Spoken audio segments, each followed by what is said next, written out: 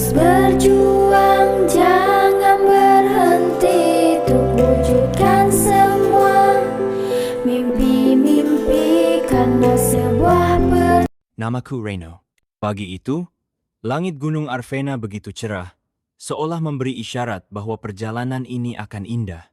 Aku berdiri di depan papan kayu bertuliskan jalur pendakian Gunung Arfena bersama dua sahabatku Sinta dan Raffi. Aku mengenakan jaket hijau kesayanganku dan menepuk ransel di punggung, memastikan semuanya siap. Sinta, dengan jaket merah dan syal merah mudanya, menatap ke arah puncak yang tertutup awan tipis. Senyumnya hangat, tapi matanya penuh rasa ingin tahu. Raffi, seperti biasa, tampak paling bersemangat. Ia mengangkat tongkat pendakiannya tinggi.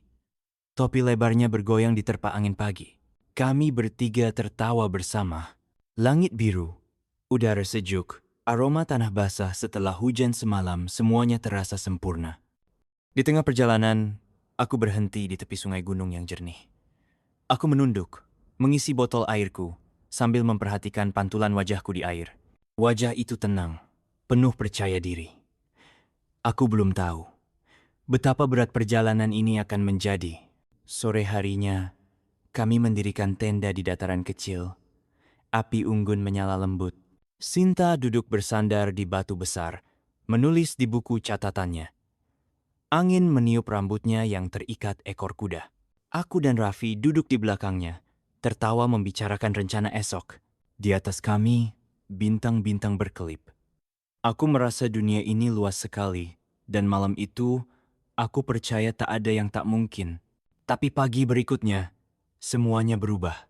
Aku terbangun oleh dingin yang menembus tenda. Saat keluar, aku melihat kabut tebal menyelimuti sekitar. Jalur pendakian yang semalam begitu jelas, kini lenyap di telan putihnya kabut. Aku memanggil Raffi dan Sinta. Wajah mereka mulai tampak tegang. Raffi memegang tongkatnya erat, topinya basah oleh embun. Sinta berdiri diam, menggenggam tali ranselnya kuat-kuat. Reno, jalannya kemana? Tanyanya pelan. Aku menatap ke depan, mencoba menerobos kabut. Tapi pandangan hanya sejauh beberapa meter. Aku membuka kompas kecil di telapak tanganku. Jarumnya bergetar, seolah kebingungan.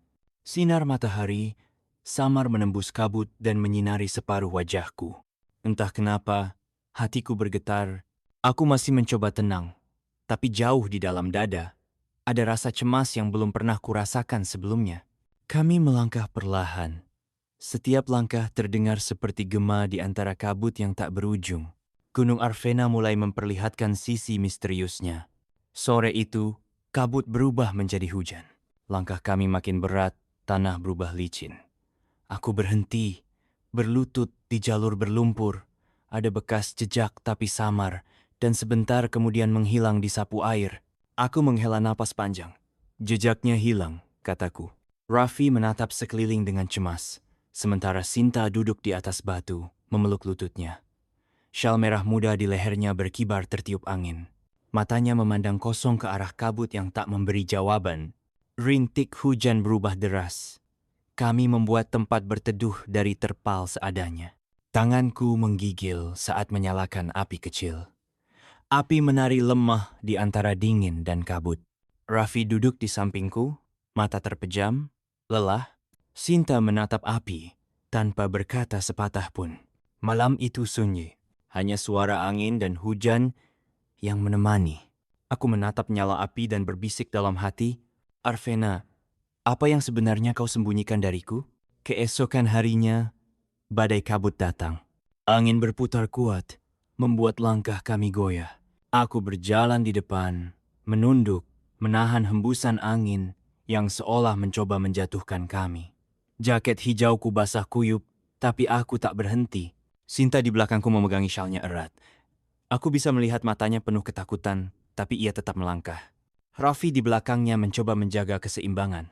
Tubuhnya miring melawan angin. Saat kami melewati bebatuan licin, Sinta terpeleset. Aku nggak bisa. Teriaknya. Aku segera mengulurkan tangan. Pegang tanganku, kataku. Tangannya dingin, tapi genggamannya kuat. Kami menariknya bersama-sama. Nafas kami tersengal. Tapi ketika ia berhasil berdiri, Kami bertiga tertawa lega. Langkah kami lanjut, menyusuri punggung gunung yang tertutup kabut tebal. Dunia di sekitar nyaris tak terlihat. Hanya ada suara langkah, napas, dan harapan tipis untuk menemukan jalan pulang. Hari kelima, badai benar-benar datang. Aku berdiri di bawah hujan, napas terengah, wajah tertunduk, air dan lumpur bercampur di pipi. Aku memejamkan mata, mencoba menenangkan hati. Semua usaha seolah sia-sia. Jalur yang kami ikuti hilang. Kompas tak berguna. Aku berjalan ke arah tenda kecil kami.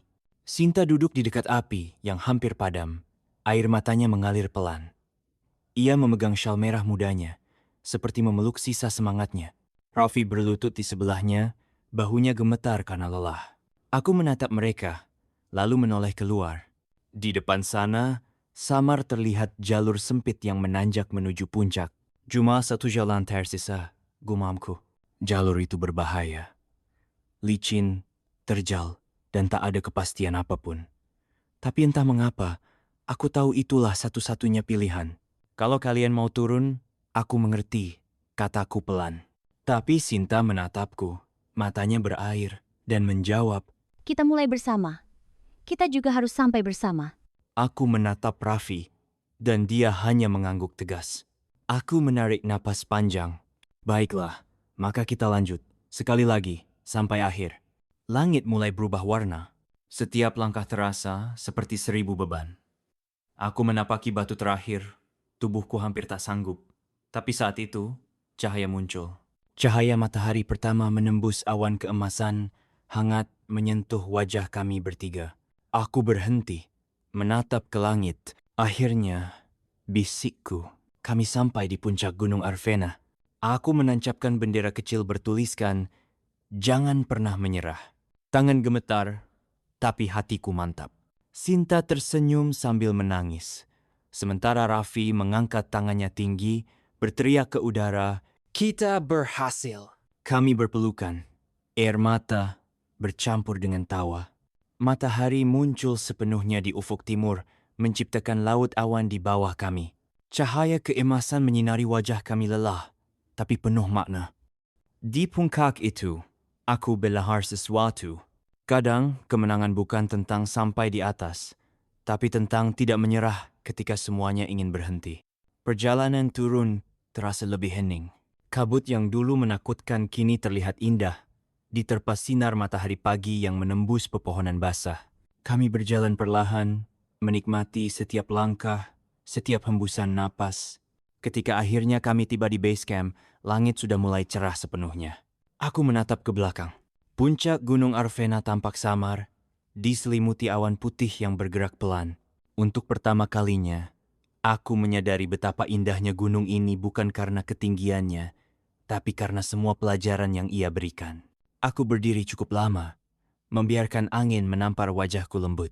Jaket hijauku robek di beberapa bagian, lutut celanaku kotor oleh lumpur, tapi aku tidak merasa kalah. Justru di balik kelelahan itu, aku merasa menjadi seseorang yang baru, seseorang yang lebih berani, lebih sabar, dan lebih menghargai setiap langkah kecil dalam hidup. Dan untuk sesaat, dunia terasa sangat tenang. Beberapa hari kemudian, aku sudah kembali ke rumah.